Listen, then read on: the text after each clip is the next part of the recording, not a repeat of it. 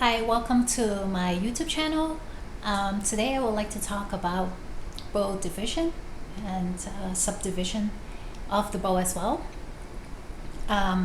This is actually a follow-up video for a segment that I've done called my Take On. This is a segment that is live segment on Instagram every Friday at 2 o'clock, and which I will select a particular musical piece and discuss the musical elements as well as the technical elements in it. And so this is a follow-up video on the swan, which I talked about dividing the bow in half and in thirds, and the bow exercise that we can use to practice bow subdivision. And I would just like to extend on that that point, because bow division is so important. As a string player, we need to understand everything we can about sound projection and what elements it takes to create sound, right? So if you think about it, the length of the bow is already set, is already consistent. And so in order for us to vary the bow length, we need to divide the bow, so then not every note gets the same amount of, sometimes we need more bow, sometimes we need less. However, there's also another element other than bow length, is bow speed. The speed we move the bow will also determine how much bow bow length we're using. And another element is the bow pressure. And obviously the more we press on the string, the less the string can vibrate. So most of the time,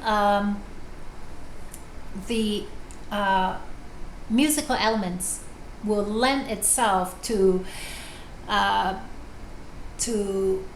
more or less of the bow pressure that we need in order to create the intensity of the tone. But today I wanted to focus on just the bow length and the bow speed. Now, we know that this is the middle of the bow,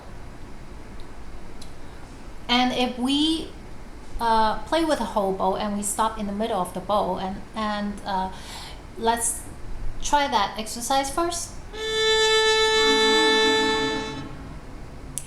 And go to the tip. From the tip, go to the middle.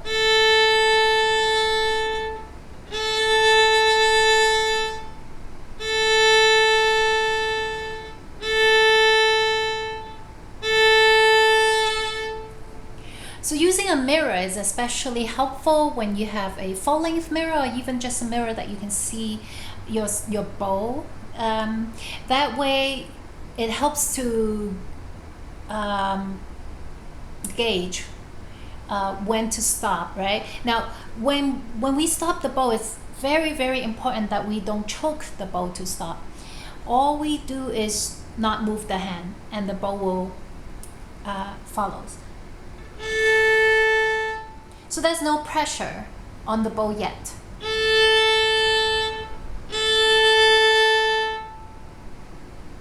So don't speed up to stop, or don't press to stop. Just simply learn to gently stop your hand, and the bow will stop.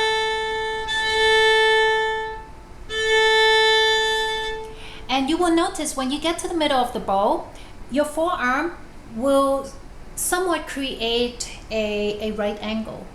Yeah. So, but do not be rigid about it, because every time you're rigid, you get tense. So make sure you feel completely relaxed, and that breathe through the entire exercise as well. Now, once you get comfortable with half the bow, let's divide the bow in thirds. So we have 1/3 in the lower and 1/3 here, right? So I like to visually see it before I start.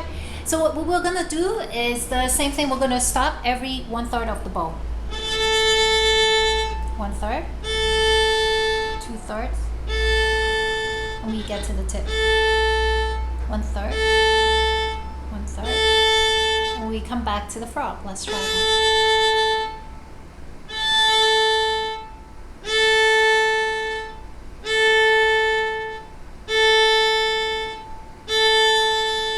Now all this time I'm trying to use full hair because why not?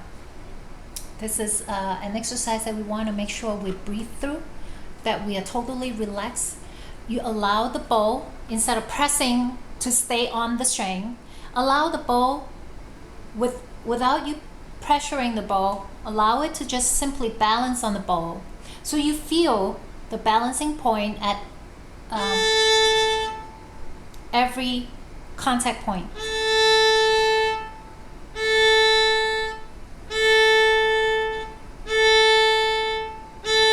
Yeah, so you want to allow the bow to do the work naturally, and what you are doing is just be there and observe and see if you can feel the balancing point of the bow with the flat hair.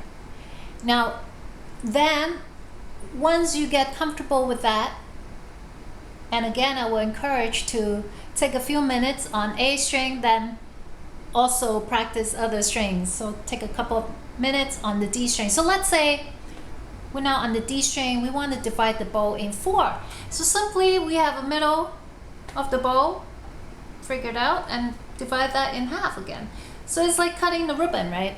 So now let's try on the D string.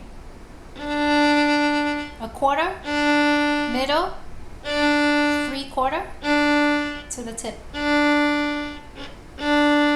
Halfway, back to the frog. A quarter, middle, 3/4.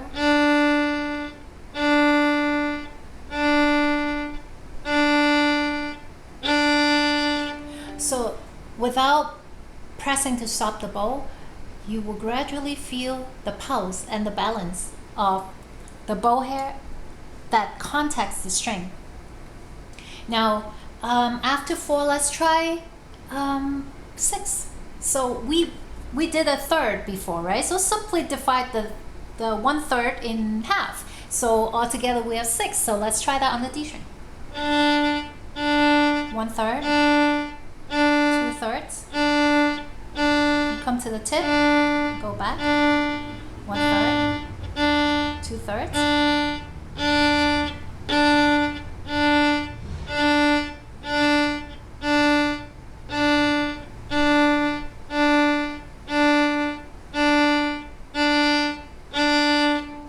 Now, in order for your bow to move in a pose that is comfortable and relaxing, it's very, very important to remember that we do not want to press on the bow, but we want to allow the string to vibrate as much as possible.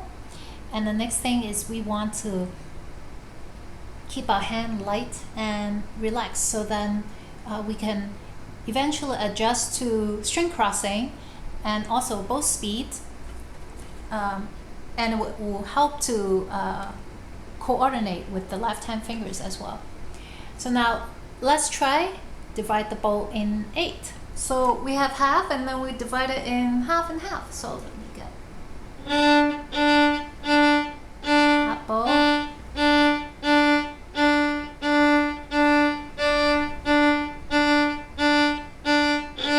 and if you want to put it into a scale,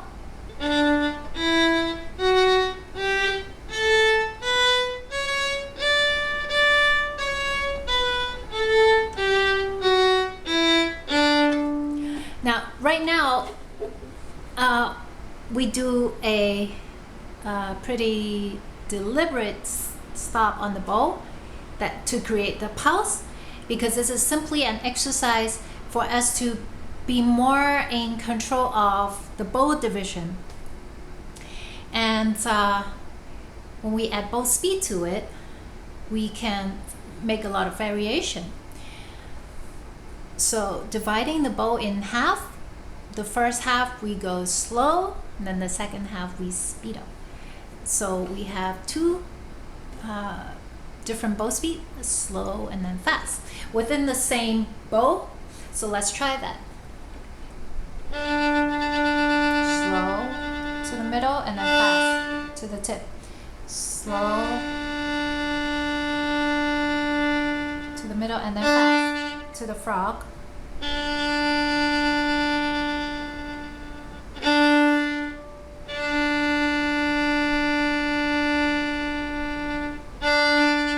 Then we want to reverse it. Slow. Oh wait, fast. Then slow. Fast. And slow. Fast bow.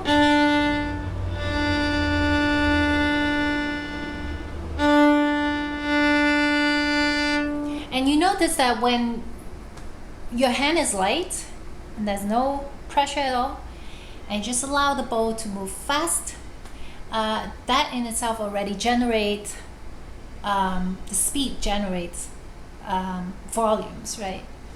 So bow speed in effect will create crescendo, or a slow bow will make a diminuendo.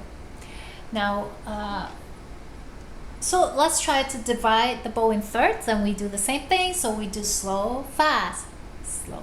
Let's try that.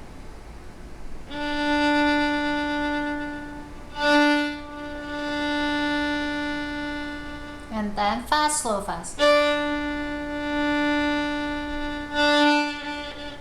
Slow.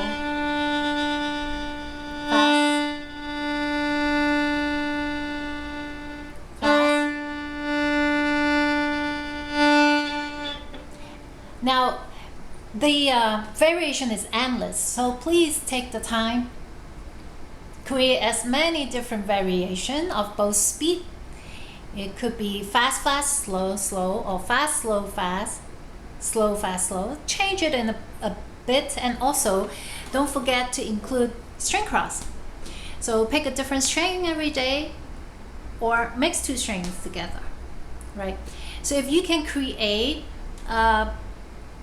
bow exercise for yourself, then really it will help with bow control even more so. So that said, that will give us some insight into thinking about bow division, bow speed. In passages that are 6/8, we need to have 6/8 notes to a bow, or like the swan, we need 3 notes to a bow. Or passages that have 4 notes or 8 notes to a bow, and it really depends on how fast the passage is and how intense it needs to be, or the kind of feeling, the kind of ambience that we are looking for. And from there we decide whether we need bow speed or do we need bow length, right?